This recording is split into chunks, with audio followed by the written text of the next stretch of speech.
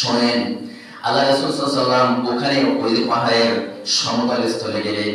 তারপরে আবার দেখলেন এক শ্রেণীর মানুষকে উপরের দিকে পা আর নিচের দিকে মুখ করে এরকম ঝুলিয়ে রাখা হয়েছে।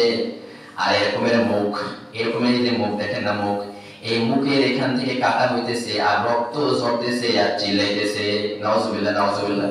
প্রিয় ভাইরা, রমজানে তারা খাইতেছেন, রমজান মাসে।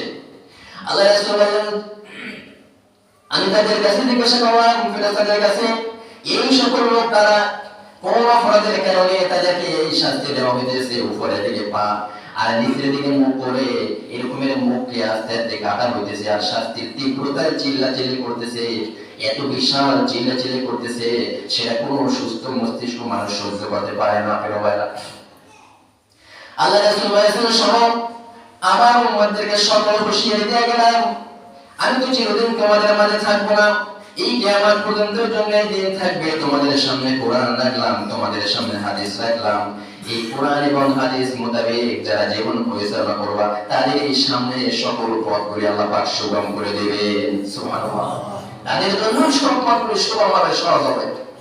এর জন্য প্রিয় ভাইরা শোনেন, আল্লাহ বলেন, মান ইয়াশফা শাফাআতান হাসানাতান ইয়াকুল